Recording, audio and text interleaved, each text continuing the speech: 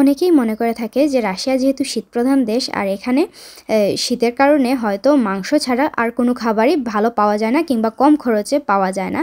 But Russia সত্যি কথা বলতে এমন একটা দেশ যেখানে আপনি কম খরচে ভালো ভালো খাবার জিনিস খেতে পারবেন। রাশিয়াতে এসে যদি কেউ বলে যে খাবারের জন্য কষ্ট পাচ্ছি বা খাবারের অনেক দাম খেতে পারছি না, তাদের জন্য বলবো আমি, আপনারা বিশ্বের কোনো দেশে গিয়েই আরাম করে খাবার খেতে পারবেন না। কারণ রাশিয়াতে পেঁয়াজ, আলু এসবের দাম আপনি জলের দামের মতো পেয়ে যাবেন। মানে এত কম রেটে পেঁয়াজ, আলু, গাজর এগুলো পাওয়া যায় সব সময়, শীত গরম সব সময়। যেমন শসা, টমেটো এগুলো দেখা যায় অনেক সময় শীতে একটু হয়তো দামটা বেড়ে যায়, কিন্তু এখানে হয়তো আমি জানি না সব স্টেটে এরকম পাওয়া যায় কিনা, মাছ আমরা মাংসের থেকেও কম দামে খেতে পারি। যেহেতু আমাদের সারাতোভ স্টেটটা ভলগা নদীর পাশে অবস্থিত, সে কারণে কিন্তু এখানে মাছ সব সময় ফ্রেশ পাওয়া যায়, একদমই তাজা মাছ, যেটা ডিফিং ছাড়া নদী থেকে তুলে আনা মাছ, এরকম মাছ সব সময় ফ্রেশ পাওয়া যায়, যেটা অনেক ভিডিওতে আপনাদেরকে দেখিয়েছি। তো অনেকেই যারা মনে করে থাকেন যে রাশিয়াতে এসে শুধু মাংসই খেতে হবে, তো অন্য খাবার পাওয়া যায় না, তাদের জন্য বলবো রাশিয়াতে সব ধরনেরই খাবার পাওয়া যায়, আপনাদের নিজেদেরকে একটু খুঁজতে হবে। এবং সিজনেবল ফল সবজি সব কিছুই কিন্তু আপনি খুব কম দামেই এখানে পেয়ে যাচ্ছেন।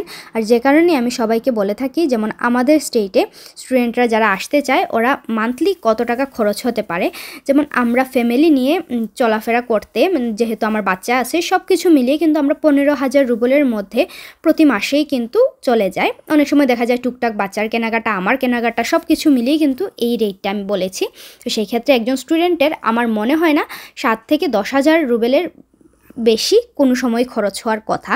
তো সেই ক্ষেত্রে কিন্তু আপনারা খাবারের প্রতি যদি মানে কৃপণতা করেন রাশিয়াতে এসে, বা কষ্ট পাচ্ছেন এটা যদি বলে থাকেন, এটা কখনোই মানা যায় না। হ্যাঁ, হতে পারে অন্যান্য অনেক স্টেটে অনেক সময় দেখা যায় মাছের দামটা একটু বেশি থাকে, কিংবা ফ্রোজেন মাছ বেশি পাওয়া যায় ফ্রেশ মাছের তুলনায়। তো সেই ক্ষেত্রে আমি জানি না আসলে, কিন্তু আমাদের স্ট্রিটে আমি যেটা দেখি সব সময় ফ্রেশ মাছ আমরা পাই। এবং আমি সব সময় চেষ্টা করি মাছ বেশি খাওয়ার, যেমন সামার সিজনে মাছ সবজি এগুলো বেশি খাই, আর উইন্টারে দেখা যায় একটু মাংসটা বেশি খাই, যাতে করে শরীরটাও একটু গরম থাকে। আর তখন দেখা যায় সবজির রেটটা একটু তুলনামূলক বেশি থাকে, তো সবজিটা একটু কম খাওয়া হয়। কিন্তু সামারে সব সময় দেখা যায় সবজি তো আইটেম একটা না একটা আমার ঘরে সব সময় থাকে।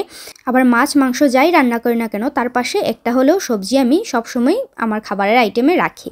তো এই হচ্ছে ছোট মাছ, যেগুলো আমি কেজিতে পেয়েছি 135 রুবল করে 1 কেজি মাছ। ভাবা যায় ছোটো মাছ রাশিয়াতে পাওয়া যাচ্ছে, তা আবার 135 রুবল করে কেজি।